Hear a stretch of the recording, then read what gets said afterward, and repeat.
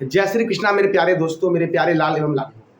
आज है 16 अप्रैल 2024 और आज के जितने भी महत्वपूर्ण करंट अफेयर होंगी वो हम इस वीडियो में डिस्कस करेंगे। दोस्तों, मैं प्रत्येक दिन की तरह आज भी आपके लिए एक नया टॉपिक लेके आया हूँ और यह नया टॉपिक हमारा है प्रमुख वाद्य यंत्र और उसके वादक। टॉपिक क्या दोस्तों हमारा है? प्रमुख वाद्य यंत्र और उसके वादक। मैं कल भी इसके बारे में बताया था, उसको भी रिवीजन करेंगे। जैसे कि दोस्तों शहनाई वादक बिस्मिल्लाह खां। कौन?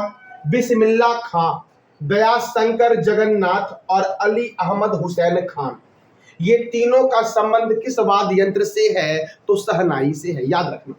बिस्मिल्लाह खां, दयाशंकर जगन्नाथ, अली अहमद हुसैन खां का संबंध शहनाई से है दोस्तों। भजन सोपरी और शिव कुमार शर्मा, ये दोनों जो है दोस्तों संतूर से, संतूर वादक हैं भजन सोपरी और शिव कुमार शर्मा। मेरे दोस्तों, बिस्मिल्लाह खां, दयाशंकर जगन्नाथ, अली अहमद हुसैन खान का संबंध किस वाद्य यंत्र से है? तो शहनाई से है। और भजन सोपरी और शिव कुमार शर्मा का संबंध संतूर वाद्य यंत्र से है।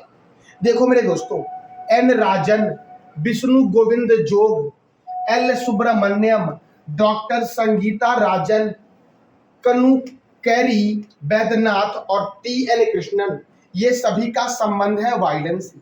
मेरे दोस्तों याद रखना, यह आपका एसएससी सीएचएसएल के एग्जाम के लिए बहुत ही महत्वपूर्ण टॉपिक है। प्रत्येक वर्ष दोस्तों यहाँ से एक दो प्रश्न एग्जाम में आते हैं। मैंने क्या बोला? एन राजन, विष्णु गोविंद जोग, एल सुब्रमण्यम, डॉक्टर संगीता राजन, कुन कैरी बैद्यनाथ और टी एन कृष्णन का संबंध किस वाद्य यंत्र से है? तो वायलिन से है। देखो दोस्तों, बीना वादक तो एन बालचंद्रन, बद्रुद्दीन डांगर, क्या मैंने बोला? एस बालचंद्रन, बद्रुद्दीन डांगर, कल्याण कृष्ण भगवतार, कल्याण कृष्ण भगवतार और बी दरोस्वामी अयंगर का संबंध बीना वाद्य यंत्र से दोस्तों है। मैंने क्या बोला? एस बालचंद्रन, बद्रुद्दीन डांगर, कल्याण कृष्णन भागवतार और बी दरोस्वामी अयंगर का संबंध किस वाद्य यंत्र से है? तो याद रखना बीना से है। बिस्मिल्लाह खां का संबंध किस वाद्य यंत्र से? शहनाई से है। शिव कुमार शर्मा का संबंध किस वाद्य यंत्र से है? संतूर से है। मेरे दोस्तों विष्णु गोविंद जोग का संबंध किस वाद्य यंत्र से है? वायलिन से। मेरे दोस्तों बद्रुद्दीन डांगर का संबंध किस वाद्य यंत्र से है? तो बीना से है। देखो, उस्ताद सादिक अली खां, उस्ताद सादिक अली खां और असद अली खां का संबंध रुद्र बीना से है। किस वाद्य यंत्र से है? तो रुद्र बीना से। देखो दोस्तों, मृदंग से ठाकुर भिक्कम सिंह। ये प्रश्न दोस्तों पिछले बार एसएससी सीएचएसएल के एग्जाम में पूछा गया था कि ठाकुर भिक्कम सिंह का संबंध किस वाद्य यंत्र से है? मृदंग से है। देखो, पालधर रघु, डॉक्टर जगदीश सिंह, टीवी गोपाल कृष्णन का संबंध मृदंग से है। देखो फिर से एक बार रिपीट कर लेते हैं। ठाकुर भिक्कम सिंह, पालधर रघु, डॉक्टर जगदीश सिंह और टीबी गोपाल कृष्णन का संबंध किस वाद्य यंत्र से है? मृदंग से है। मेरे दोस्तों ये भी पूछा गया था पिछले बार एग्जाम में। उस्ताद बिंदु खां का संबंध सारंगी से है दोस्तों। किस वाद्य यंत्र से है? सारंगी से। एक बार जो बहुत ही महत्वपूर्ण है वो रिपीट कर दे रहा हूं मैं। बिस्मिल्लाह खां का संबंध शहनाई वाद्य यंत्र से है। भजन सोपरी और शिव कुमार शर्मा का संबंध संतूर वाद्य यंत्र से है मेरे दोस्तों। विष्णु गोविंद जोग और टी एन कृष्णन का संबंध वायलिन से है।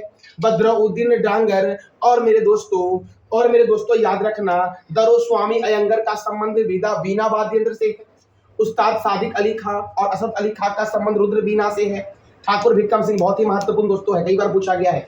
ठाकुर भिक्कम सिंह का संबंध मृदंग से है और उस्ताद बिंदु खां का संबंध किस वाद्य यंत्र से है? सारंगी से है मेरे दोस्तों आपको बताना है कमेंट बॉक्स में कि शिव कुमार शर्मा का संबंध किस वाद्य यंत्र से है। इसका जवाब देना है कमेंट बॉक्स में आपको।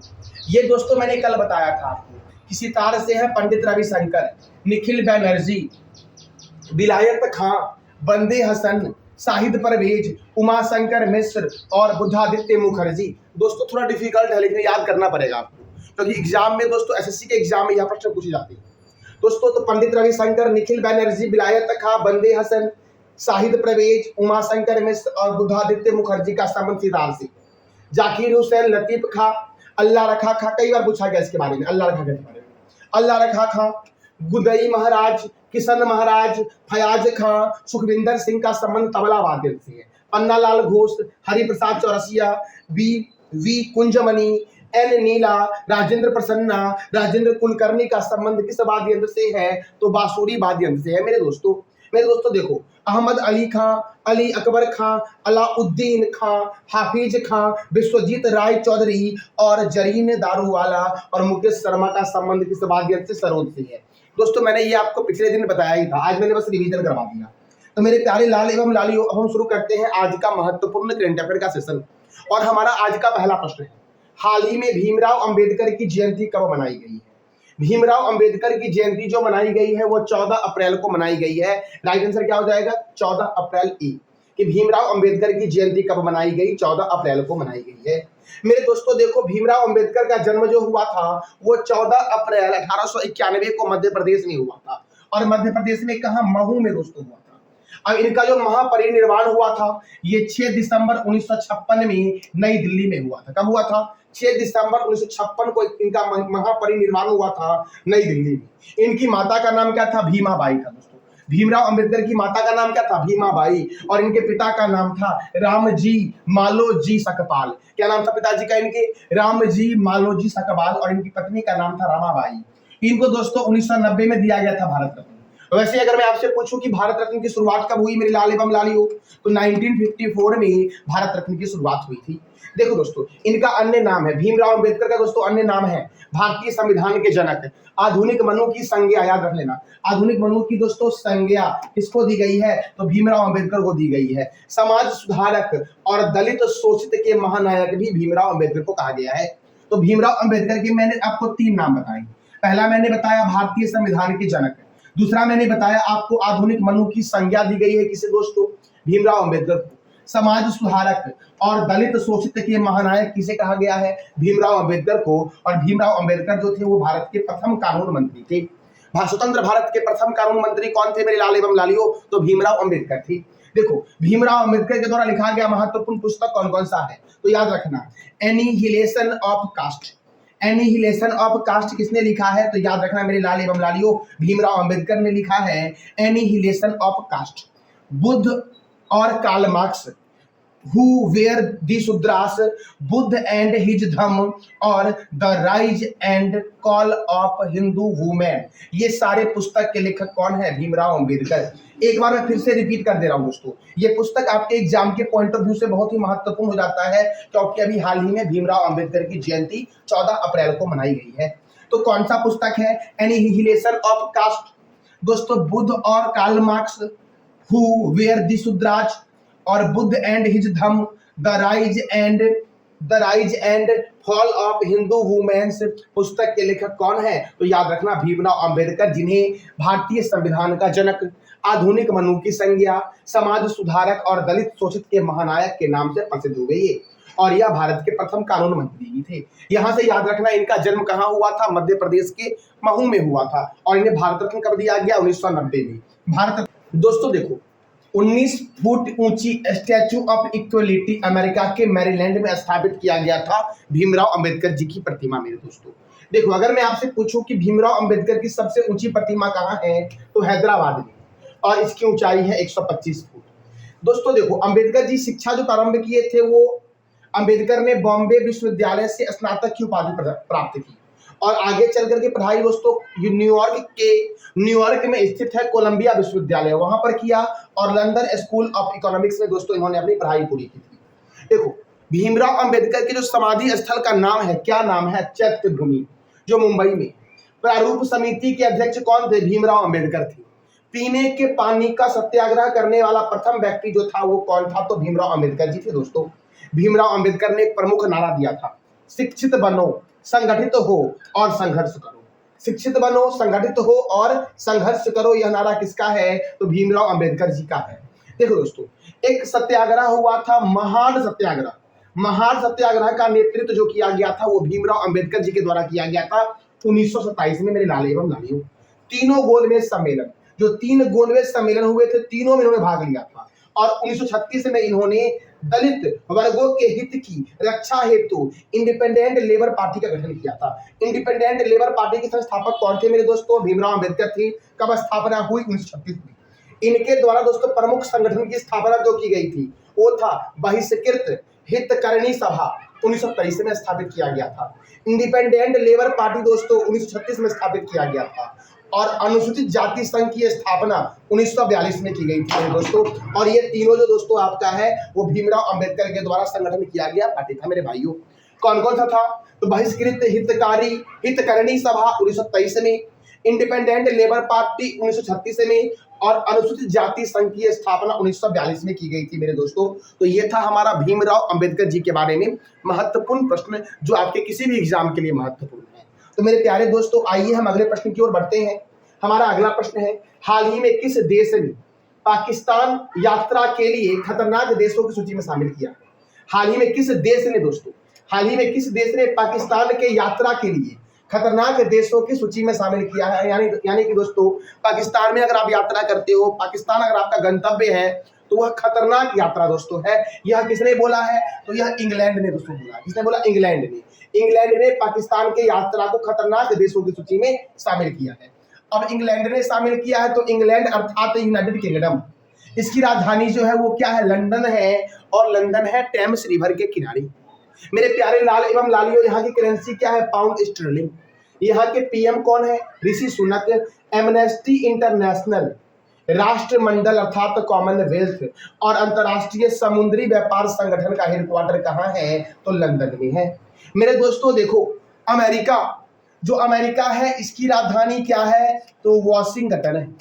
अमेरिका की राजधानी क्या है मेरे लाल एवं लालियों? तो वॉशिंगटन है। और यहाँ पर वर्ल्ड बैंक मेरे दोस्तों, IMF इंटरनेशनल मॉनेटरी फंड, और मेरे दोस्तों आपका याद रखना माइक्रोसॉफ्ट का हेडक्वार्टर कहाँ है? तो वॉशिंगटन में है। दोस्तों ब्राजील जो आपका है ना, ये कहवा के उत्पादन में प्रथम स्थान पर, और ब्राजील के कहवा भाग को फेजेंडा कहते हैं। फ्रांस की राजधानी जो आपका है वो पेरिस है। और पेरिस में UNESCO, UNESCO United Nation Educational Scientific and Cultural Organization का हेडक्वार्टर है। और पेरिस जो है ये सीन रिवर के किनारे है। मेरे दोस्तों हम अगले प्रश्न की ओर बढ़ते हैं। हमारा अगला प्रश्न है, हाल ही में किस देश के क्रिकेट खिलाड़ी दीपेंद्र सिंह ने एक ओवर में 6 छक्के मारने का रिकॉर्ड बनाया है?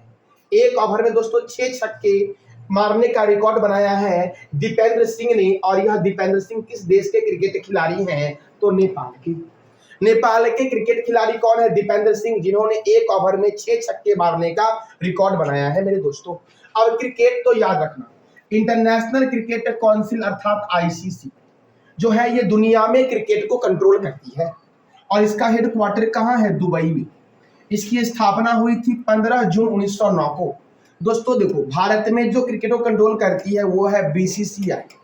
BCCI का हेडक्वार्टर जो है मेरे लाल एवं लालियों वो कहाँ पर है? तो मुंबई में है। कहाँ पर है? मुंबई में। और BCCI की स्थापना हुई थी 1928 में। BCCI के चेयरमैन कौन है?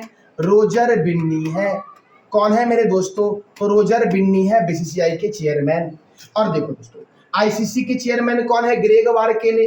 डिप्टी चेयरमैन कौन है? इमरान ख्वाजा। और CEO कौन है? जियोफ एर्नांडेज। क्रिकेट की शुरुआत कहाँ हुई थी? इंग्लैंड में हुई थी। फुटबॉल भी इंग्लैंड में ही शुरू हुआ था। क्रिकेट का पहला क्लब क्या नाम है? हैम्बल्डन। इसकी स्थापना 1760 में हुई थी। जबकि दूसरा है मैरीलीबॉर्न, इसकी स्थापना 1787 में हुई थी।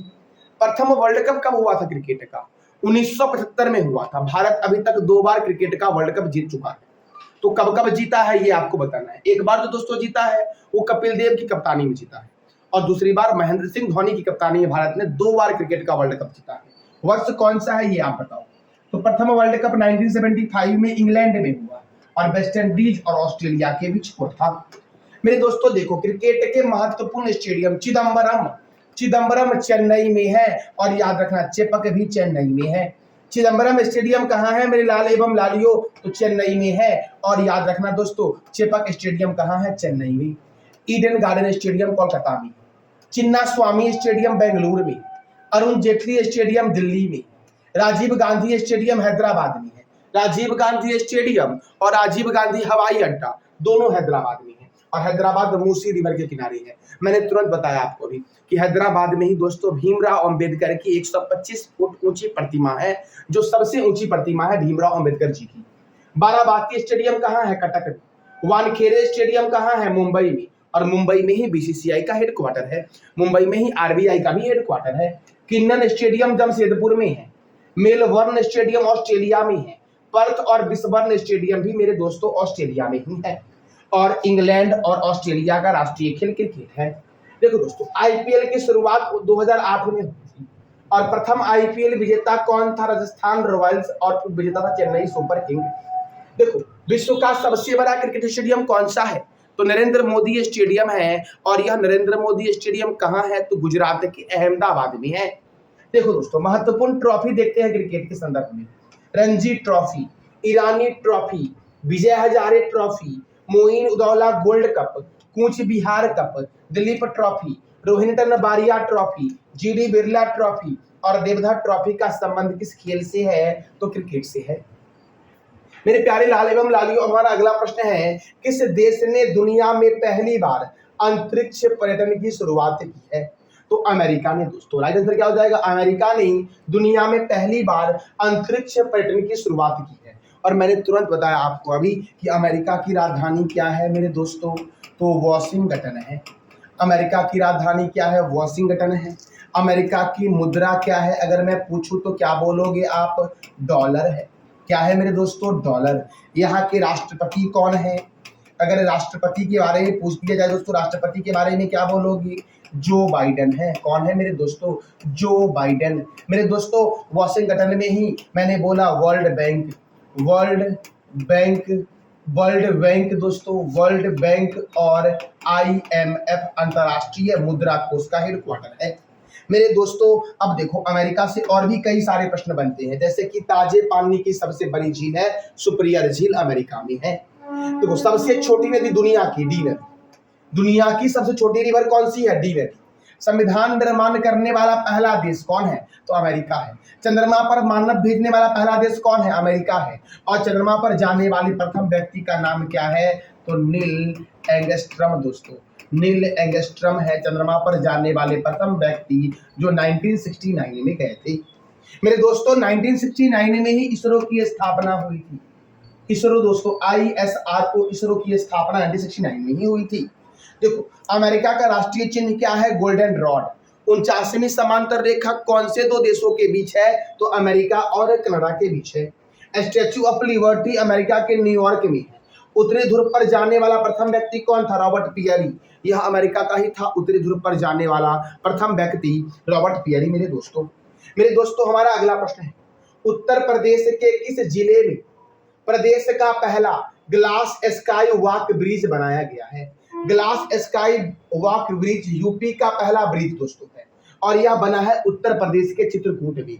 कहाँ बना है दोस्तों? उत्तर प्रदेश के चित्रकूट में बना है मेरे दोस्तों ग्लास पार्क वॉक ब्रिज।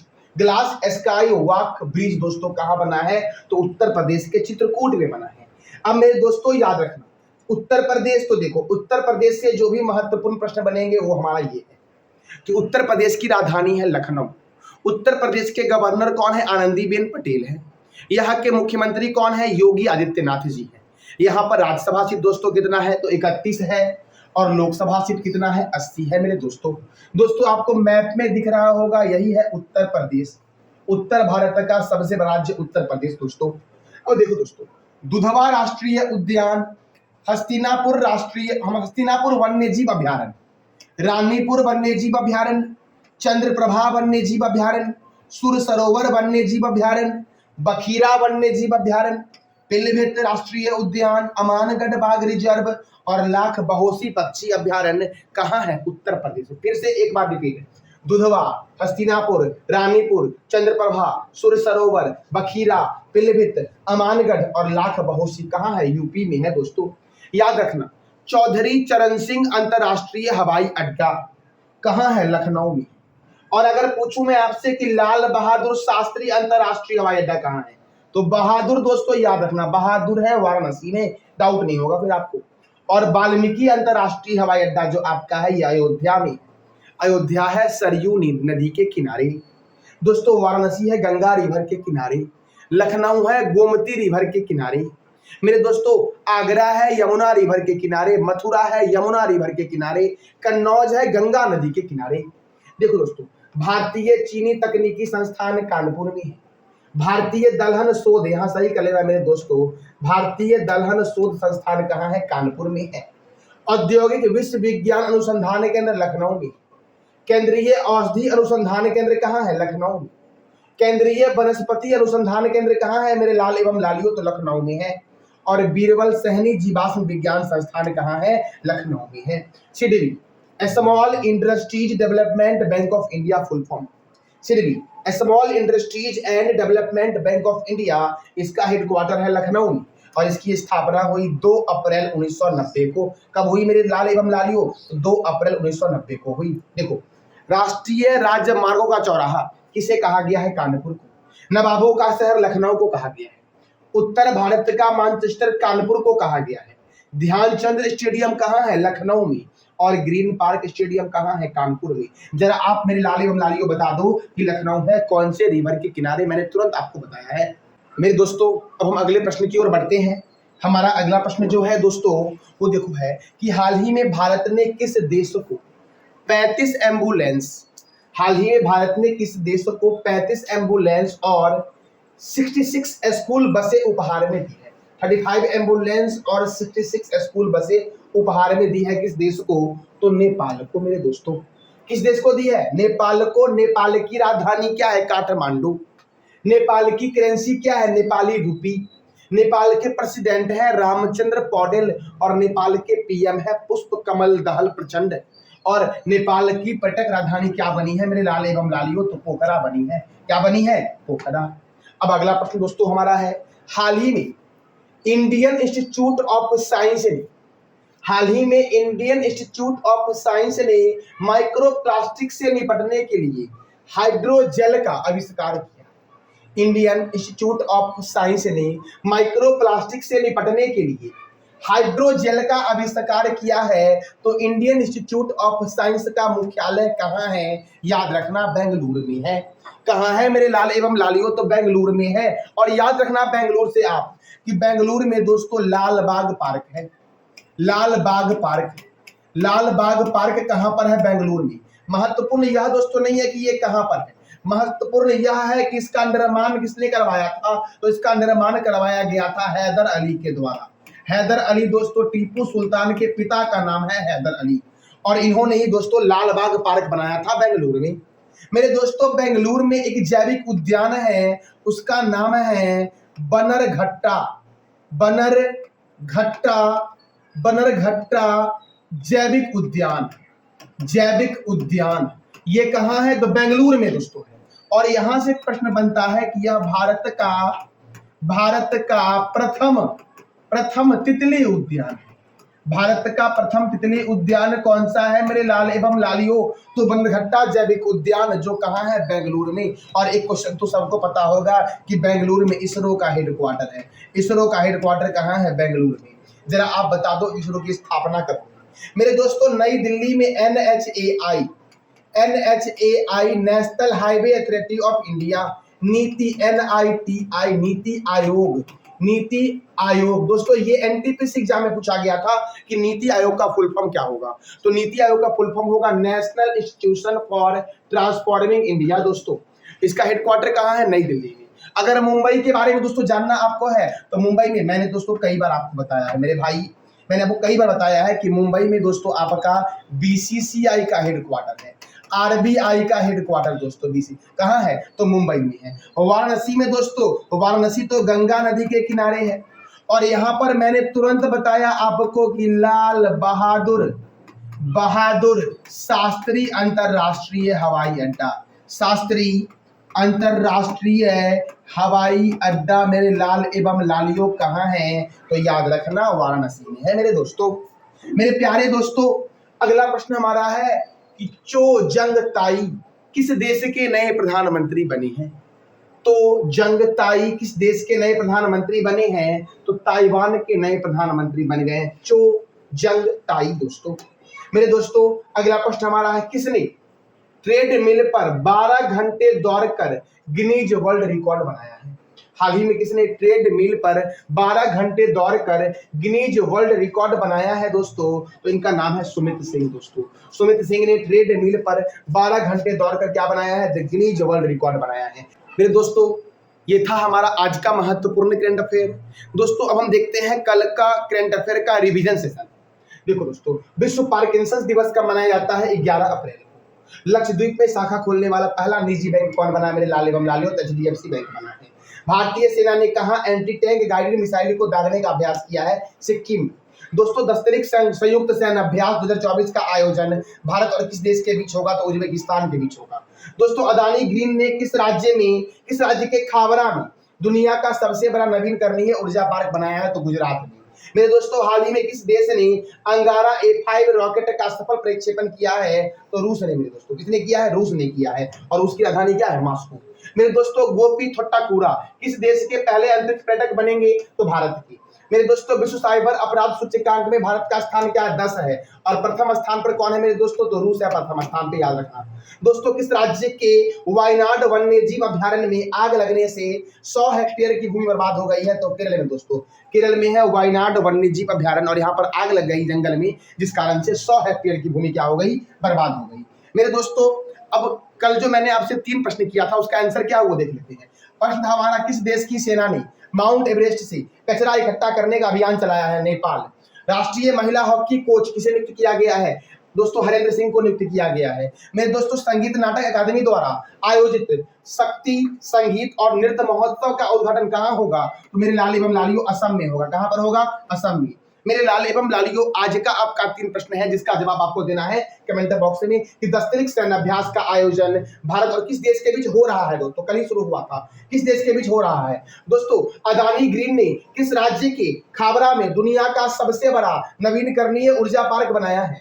और तीसरा आपका है, हाल ही में किस देश ने अंगारा A5 रॉकेट का सफल प्रक्षेपण किया है? तो इस तीनों प्रश्न का जवाब देना है आपको कमेंट बॉक्स में। मेरे प्यारे लाल एवं लालियों, मेरे दोस्तों ये था हमारा आज का महत्वपूर्ण करंट अफेयर का सेशन। और आज का जो हमारा स्टैटिक टॉपिक दोस्तों था वो था प्रमुख वाद्य यंत्र और उसके बाधक। तो दोस्तों यह जानकारी आपको कैसी लगी? इसका फीडबैक आप अवश्य कमेंट बॉक्स में देना। थैंक यू सो मच मेरे प्यारे दोस्तों।